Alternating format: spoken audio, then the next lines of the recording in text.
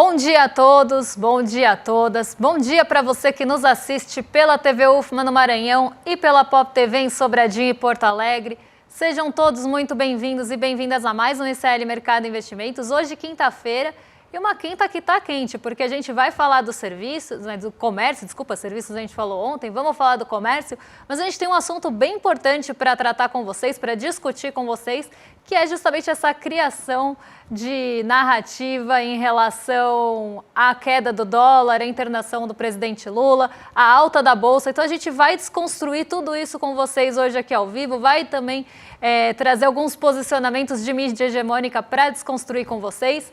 E além disso, a gente vai falar da taxa Selic, que ontem teve uma alta de 1 ponto percentual. Mas antes de tudo isso, eu vou dar bom dia para o André. Bom dia, André, como você está? Bom dia, Débora. Bom dia a todos os nossos telespectadores. Dia cheio hoje, saiu muita coisa para a gente discutir, saiu o comércio. O mundo real está muito bem, obrigado. O mundo da Faria Lima está meio bravo, né? Não conseguiram o que ele queria, mas, vamos dizer assim, estão desejando o mal para o presidente Lula aí, pelo menos alguns agentes de mercado. Não tem nada a ver isso aí com a queda do dólar e com a alta da taxa da Bolsa, né? Mas a gente vê aí que em off alguns estão desejando o mal, né? A gente vai falar sobre isso, então tem bastante coisa para a gente tratar nesse dia de hoje. O absurdo que foi essa reunião do Copom e o comunicado, então, dia cheio. Então a gente já vamos partir para a nossa agenda para não perder tempo, né, Débora? Então o que o nosso telespectador pode esperar nesse dia de hoje? Bom, se o dia está cheio, a agenda está vazia, porque a gente vai praticamente repercutir aí as falas e os acontecimentos depois das 4 horas da tarde de ontem.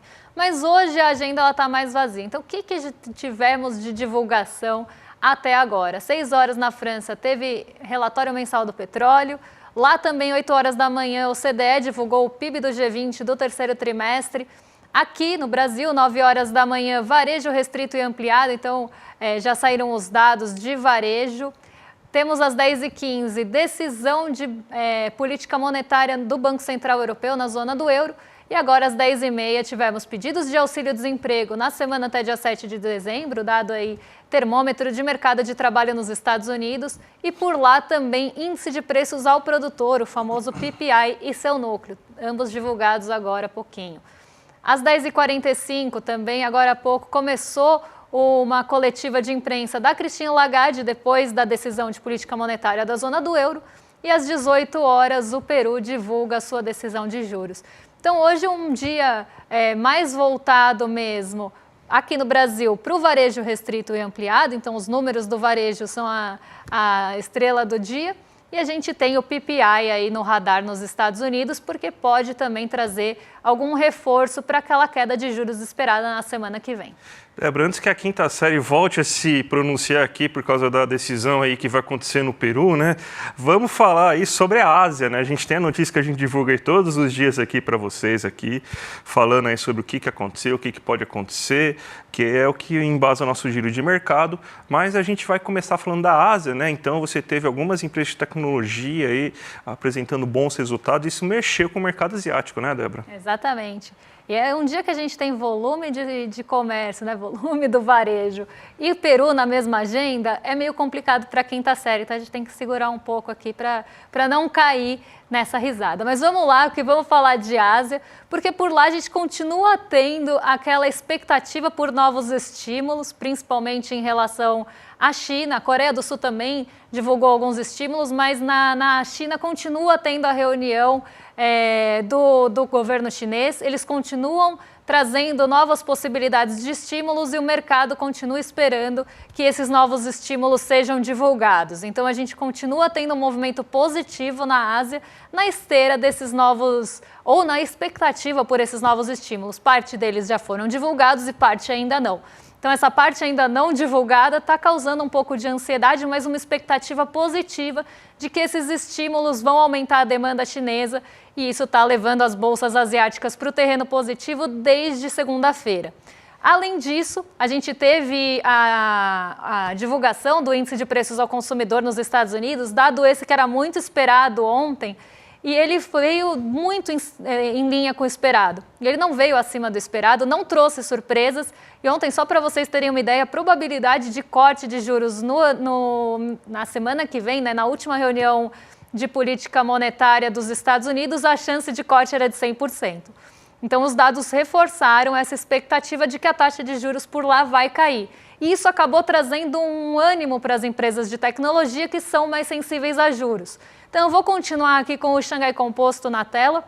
Ele subiu 0,85, mais que ontem, né? Ontem, como eu tinha falado, as bolsas asiáticas ficaram ali meio mornas, não tiveram ali um crescimento, uma alta muito forte, justamente porque estavam esperando os dados dos Estados Unidos e que esses dados, né, ninguém queria se posicionar antes, porque esses dados poderiam mudar a trajetória, por exemplo, das ações de tecnologia. Então, a gente tem esse reforço, sim, de expectativa de corte de juros por lá, e isso acabou também injetando um pouco de ânimo nas bolsas asiáticas, que tem esse setor de tecnologia um pouco mais forte, e, além disso, é um setor muito sensível a juros, porque normalmente opera com capital de terceiros.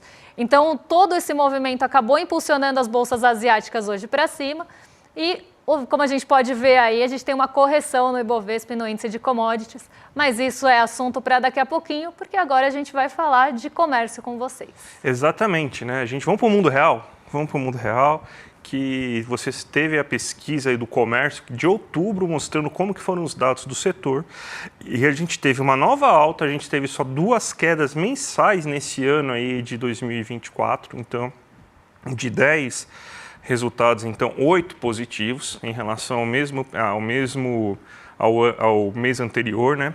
Você tem, então, que o acumulado no ano já está em 4,4%, nos últimos 2 meses em 4,4%. A gente tem também que o acumulado no ano já está em 5%, e você teve muito produto de grande valor agregado aí sendo comprado, né? Mesmo com essa taxa de juros elevadíssima que a gente está vivendo no Brasil, a gente está tendo aí compras, principalmente compras que precisam de parcela, precisam ser parceladas em várias vezes e até abrir crédito, inclusive, aí para você conseguir o financiamento disso. Então, o comércio mostra aí que está muito bem, e junto com o serviço, né? Que a gente sempre teve essa grande preocupação, que é o seguinte, que o brasileiro, principalmente nos últimos anos, né, ele tinha que sempre fazer aquela escolha: ou eu compro algo para mim, ou eu vou ter um pouco de lazer aí e consumir em serviços. E nesse ano não, parece que os dois estão andando juntos, o comércio e o serviço estão crescendo ao mesmo tempo, coisa que era difícil você ver, por exemplo, até 2022. Vamos mostrar aqui a primeira tabela que a gente tem para vocês verem aí, ó. A gente estava em setembro em 0,9% aí de alta, a alta continua, então, além dessa alta 0,9%, cresceu mais um pouquinho, 0,4% em outubro, deu uma desacelerada, mas cresceu mais um pouco. O acumulado do varejo de 2024, do varejo normal, está em 5%. Do varejo ampliado, que você coloca automóveis e material de construção, está em 4,9%. E o acumulado em 12 meses está em 4,4% do varejo normal e do varejo ampliado em 4,3%. Então, muito bem aí o comércio esse ano. Vamos ver o que puxou o comércio para cima? Então, a gente tem aqui também, ó, alta de 0,4% do comércio. Combustíveis, você teve uma alta bem interessante aqui de 1,3%, 0,3% de supermercados e hipermercados. A gente tem aqui tecidos vestuários, que estava sofrendo muito com a concorrência chinesa, está voltando a subir, 1,7%.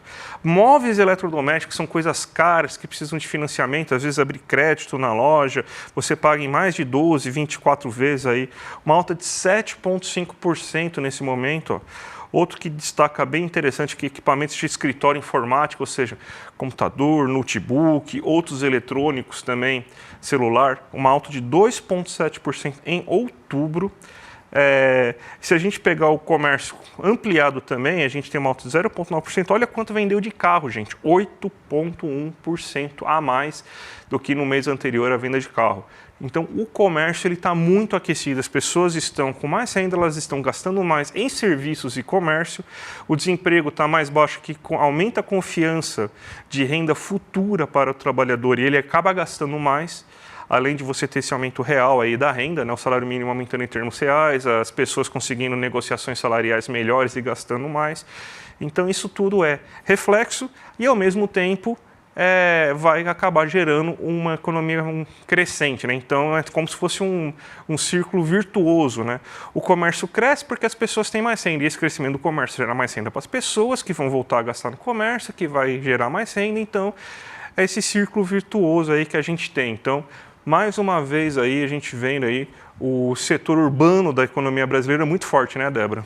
Exatamente. E aqui eu quero até, antes da gente falar do dólar, que vai tomar boa parte do dólar e da Bolsa, que vai tomar boa parte do nosso programa, eu queria fazer um desabafo aqui com vocês.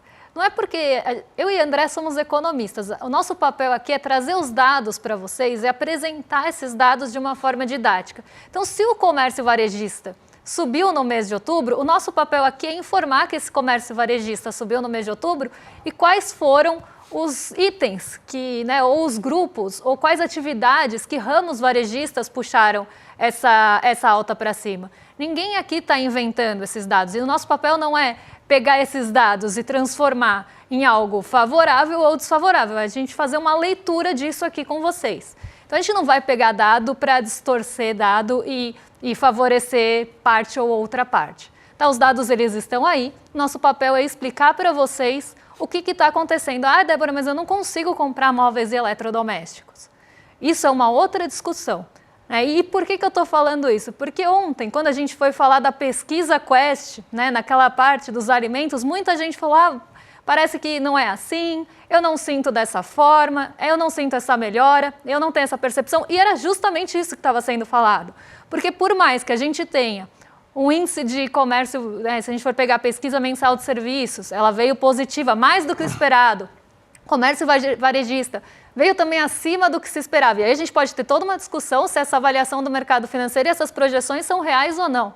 Mas aqui elas vieram sim acima do esperado. E aí o nosso papel é explicar por que veio acima do esperado. Então, por mais que a gente tenha vários indicadores melhorando na economia, a gente ainda tem uma leitura da economia na percepção das pessoas, e a percepção não era de nenhum item de consumo, de nenhuma cesta básica, não era disso, não era de preço que a gente estava falando. Na percepção das pessoas, a economia não melhora. Então, a gente tem vários pontos que melhoram na economia quando a gente pega os indicadores do IBGE, e aqui a gente não vai falar, como a gente vê em outros veículos de mídia que pode discutir metodologia do IBGE, a gente não vai descredibilizar o IBGE aqui, podem esquecer.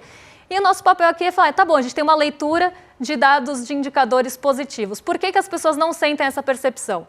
É porque o preço dos alimentos tá ali pressionando o bolso das pessoas? Então vamos entender de onde vem a alta do preço dos alimentos. E aí a gente explica para vocês. E dado isso, como é que a gente pensa num combate inflacionário aqui no Brasil? Que essa é a discussão mais importante que vai tirar esse peso, principalmente dos estratos de renda mais baixos. Então aqui a gente não está pegando dado do IBGE para passar pano para ninguém não, porque quando a gente tem que criticar, a gente critica e sim dá nome aos bois. A gente está pegando dados do IBGE para passar para vocês essa leitura e ontem a gente estava falando por que essa percepção não chega até as pessoas, por que não tem essa capilaridade. Então era essa discussão que estava acontecendo ontem, eu estava com isso engasgado e aproveitei o IBGE para desabafar. Ponto, falei. Vamos agora que a gente vai ter que desabafar mais ainda, porque veio ontem, nos grandes jornais, na grande mídia, a questão da internação do Lula e o impacto disso do dólar e no Ibovespa. A gente tem, inclusive, aqui uma taxa de câmbio, um print, mostrando aqui para vocês o que a Folha falou sobre o dólar, ontem. Então vamos mostrar aqui para vocês aqui essa arte que a gente montou aqui para ver a frase certinha, inclusive aí do que causou isso, A gente está com a arte aí? Não temos. Não temos a arte, Mas basicamente você tem então o quê? Você tem então que saíram notícias, saíram manchetes, em relação a isso, falando que com a notícia da internação do Lula, o dólar recuou e a Bolsa subiu, então como se fosse resultado disso, como se não tivesse nada a ver com o dia que você tem intervenção cambial de 4 bilhões, que você tem a taxa Selic subindo 1%, com garantia de que ela vai subir mais 1% nas próximas 2 reuniões, não tem nada a ver com o IPC sendo divulgado aí dentro do esperado e garantindo que a taxa de juros dos Estados Unidos vai cair. Não teve nada disso. O mercado ele só se sensibilizou porque o Lula pode morrer. E basicamente eles falaram, não é isso, gente. A explicação era mais ou menos a seguinte. Não é que a gente quer o mal do Lula. O que a gente vê é que assim, a gente não gostou muito do pacote de gás, a gente não gosta muito da condução de política econômica e talvez com o Alckmin, né, ou quem sabe se ele não concorrer em 2026, a gente tenha uma pessoa aí que siga mais economia do jeito que agrade a gente. Então, basicamente, não é que a gente queira, mas se acontecer, a gente não vai ficar tão triste também não, né? Tem até perfil famosinho aí de Twitter falando assim, será que você sabe para quem que eu estou torcendo, né? Falando exatamente sobre isso. Aí você vê assim, o que realmente o mercado está querendo. O mercado, ele não teve nada a ver os movimentos de mercado com o que aconteceu com o presidente Lula ontem. Mas você teve dois analistas que não tiveram nem a coragem de colocar o nome, falar em off, né? Não tem coragem de colocar o nome, porque sabe aí que você é achincalhado e com razão, né? É todo machão na hora de pedir que pobre não tenha direito social, é todo machão na hora de pedir que você tenha corte no BCP, que salário mínimo não cresça, que velhinho tem que ter aposentadoria reduzida, mas na hora de falar que deseja a morte do Lula assim, não tem a coragem de falar o nome. Não tem coragem de falar o nome aí, porque ele sabe aí que nas entrelinhas o que a gente leu é isso. Então, ó, você vê que o mercado financeiro em off, ele quer isso mesmo. Ele prefere aí, ele deseja a morte de uma pessoa, ele quer sangue, e usa todo um cenário econômico que melhorou as projeções dele, melhorou o dólar, ele melhorou a bolsa, e aí usa isso aí como desculpa para, na verdade, estar desejando a morte de uma pessoa. Aí fala, não é que eu quero a morte, não, eu acho que só o Lula não combina muito com o meu estilo de economia. Quer a morte, sim. Não suporta. O mercado financeiro ontem, com essas duas pessoas que falaram, e toda a mídia que colocou isso, foi canalha. É impossível você ver um negócio desse aí e você ficar tranquilo. Isso aí foi uma das coisas mais repugnantes que eu vi e a pessoa nem a coragem de colocar o nome aí teve. Se tiver que colocar o nome, que eu acho que agradeço, né? Porque pelo menos você mostra que tem um pouquinho de coragem aí, porque nem a coragem de colocar seu nome você teve, seu covarde. Olha, eu tenho aqui, né, para vocês, para não deixar, né, para vocês verem aqui que a gente tem sim esse posicionamento do mercado, eu vou ler para vocês o que saiu ontem numa matéria de mercado financeiro. Não é que o mercado torça contra a saúde do presidente ou de qualquer pessoa, mas reflete nos preços dos ativos o que o governo faz. Houve muito descontentamento com o pacote fiscal e a isenção do IR para renda mensal até 5 mil. Isso já é autoexplicativo, né? Há muita preocupação ainda com a direção das contas públicas, diz um profissional sem nome do mercado financeiro. Até porque, né, não vai querer colocar o nome aqui. E sem especular sobre a saúde do presidente, caso o vice Geraldo Alckmin venha a ter um papel mais importante, pode fortalecer o que agrada o mercado na equipe econômica, que tem sofrido derrota em embates com a ala política do governo, inclusive na recente formatação do pacote, aponta o observador sem nome. Então aqui a gente vê parte da mídia tradicional hegemônica dando voz a essas pessoas, como se tivesse essa relação muito forte entre a saúde do presidente e não só isso, né, mas a queda do dólar e a alta da bolsa. E aí vai uma pessoa que não dá o seu próprio nome, né, não quer ser identificada, falar que não é que a gente está torcendo para a saúde de ninguém, é que se fosse o Alckmin ali no lugar. Então, né, a gente vê, inclusive, as pessoas dando voz a isso. Quando a gente tem uma série de outros fatores macroeconômicos, microeconômicos, que mostram por que o dólar estava caindo. Aqui a matéria da Folha já está no telão para vocês. E eu vou colocar na minha tela, vou colocar aqui para vocês, o movimento do dólar nos últimos dias. Porque quando a gente pega o dólar, ele não começou a cair ontem. E ele não começou a cair ontem depois das 4h20 da tarde, que foi quando a gente teve o vazamento da informação da Mônica Bergamo. Ele começou a cair logo de manhã. E a gente tem que entender por quê. Até ele estava caindo desde o dia 9 de dezembro. Daqui a pouco acho que vocês vão conseguir ver o gráfico na tela. Mas o dólar ele vem caindo desde o dia 9 de dezembro. E vamos puxar pela memória o que está acontecendo? Eu falei na segunda-feira que desde que está tendo reunião do governo chinês e os novos pacotes de estímulo estão sendo divulgados, a gente tem uma valorização no preço das commodities. O minério de ferro está subindo desde segunda-feira. O petróleo está subindo desde segunda-feira. Essa valorização no preço das commodities, a gente não pode esquecer que o Brasil é o quê? O Brasil é um grande exportador de commodities.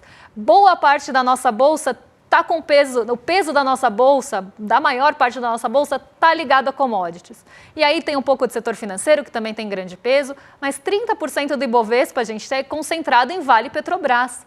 A gente está falando de Petro 3, Petro 4 e Vale. Isso já corresponde a 30% do Ibovespa, 27% ali e uns quebradinhos para ser mais exato. Então, se a gente tem uma alta de preço de commodities puxada por uma expectativa de demanda chinesa, o que vocês acham que vai acontecer com o dólar? Porque vai entrar recurso aqui. Primeiro, porque somos exportadores de commodities. Segundo, porque o preço dessas commodities está subindo. E aí entra recurso para quê? Para tentar ganhar com Vale, Petrobras e outras empresas ligadas a esses setores. Ainda mais em um momento que nossa bolsa caiu por vários dias consecutivos e comprar essas ações está mais barato. Então vai entrar um monte de recurso estrangeiro aqui para tentar ganhar, principalmente no curto prazo e muitas vezes com especulação nessas ações. Então a gente já tem uma entrada de recurso aí. Uma expectativa de alta no preço das commodities também eleva a percepção que vai entrar mais dólar aqui. Outro ponto. Ontem a gente teve reunião de política monetária aqui, o Copom se reuniu. E a expectativa era que ou subisse 0,75% ou 1%. E isso antes de qualquer... na verdade, o movimento aconteceu antes da reunião, mas já tinha uma expectativa que a taxa de juros ia subir. E uma expectativa que a taxa de juros ia subir possivelmente 1%. E nesse mesmo dia teve leitura da inflação dos Estados Unidos, o CPI. A gente falou ontem que aumentou 100%, e hoje também, aumentou em 100% a probabilidade de corte. Ora, se vai cair juros nos Estados Unidos e aqui a gente sobe 1%, para onde vocês acham que vai o recurso especulativo, gente? Vem para cá também buscar ganho na renda fixa. Então, a gente tem uma série de motivos que se o dólar não caísse ontem, que ia ser muito estranho. E olha desde quando ele tá caindo aí no gráfico. Caiu no dia 9, caiu no dia 10, caiu no dia 11 e está caindo no dia 12 por conta desse diferencial de juros, por conta das commodities da China, por uma série de motivos. E aí você atribui isso a uma internação do presidente Lula. Claro que a internação é importante também, porque ele é o presidente do Brasil, mas isso não tem peso sozinho para derrubar o dólar por 4 dias. E aí a gente vê um analista de mercado falando, não é porque a gente está precificando uma possível maior papel do Alckmin. Gente, que papelão, gente, que vergonha. Por isso que ele não deu o nome, né? Porque é uma vergonha, é um vexame. Não tem coragem de dar o nome porque sabe aí que, na verdade, ele só quer a morte do Lula, né? Então, é uma torcida, né? Tá torcendo aí por isso, né? Então, a pessoa do pior espécime possível aí. É um verme, vamos falar a verdade. Esse é o que a gente merece dar para esse tipo de pessoa, né? E parece aí também que a bolsa subiu, né? O Lula foi internado, a bolsa subiu aí, né? O que nossos analistas estão falando, mas não tem nada a ver uma coisa com a outra, gente. O mercado acabou de ganhar 3% aí de alta garantida do Copom. Foi lá, é um presente, assim, nosso Campos Neto aí, meu Deus, o Campos Neto aí conseguiu dar o maior presente possível aí para a classe especuladora brasileira aí nessa última reunião. 1% de alta já até esse fim de ano e mais dois reajustes da mesma magnitude. Falando inclusive na ata que era o seguinte, que você precisava aí agora começar a fazer claro que com palavras bonitinhas ele falou isso, né? Que você precisava agora fazer a economia crescer um pouco menos e até aumentar um pouco o desemprego, porque a economia não estava aguentando esse nível de pleno emprego. Ou seja, o Copom deixou claro aí que, na visão aí para combater a inflação, você tem que perder seu emprego e a economia tem que crescer menos. Então, sacrifícios serão necessários, mas não serão com eles, né? É com a classe trabalhadora. Mas teve outros fatores também, né, Débora, que ajudaram a explicar essa alta do Ibovespa ontem e hoje de manhã também, né? A gente tem também alguns outros fatores, né? Exatamente. Até estão perguntando, mas por que hoje está despencando? Vamos lá, gente.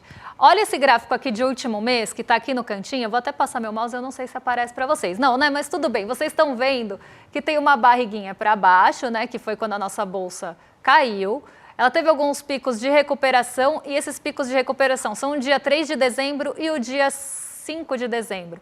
Na verdade, foi quinta-feira né, da semana passada, a gente teve uma alta bem expressiva, inclusive na nossa bolsa na quinta-feira, teve uma alta de 1,40, uma recuperação mesmo depois de várias quedas e de várias semanas de queda, então nossa bolsa tem um respiro ali no dia 5, e no dia 6, que foi na sexta-feira, ela volta a cair, mesmo com vários fatores que poderiam levar a bolsa para cima.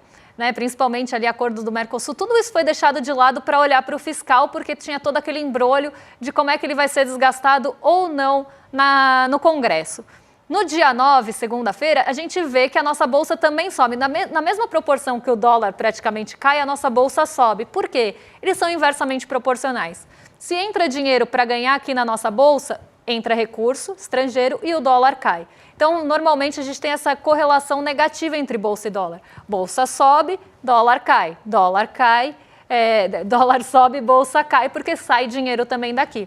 E olha ali no gráfico do último mês, esse movimento ascendente que, na verdade, ele está refletindo esses 3 dias de alta aqui nas barrinhas verdes. Então, você vê que teve um movimento ascendente, não foi um único dia, não foi só ontem.